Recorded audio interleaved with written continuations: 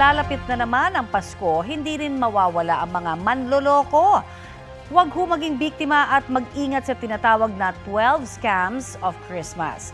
Batay sa listahan ng Scam Watch Pilipinas at Cybercrime Investigation and Coordinating Center, dapat mag-ingat ang publiko sa middleman scam, shopping scam, fake delivery scam, call scam, job scam, investment scam, love scam, loan scam, impersonation scam, travel scam, charity scam at online gambling.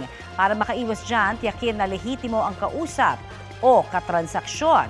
Hanggat maaari, huwag magpapadala ng pera via bank o e-wallet transfer. At huwag maniniwala sa easy money o di kaya mga mabilisang blessing.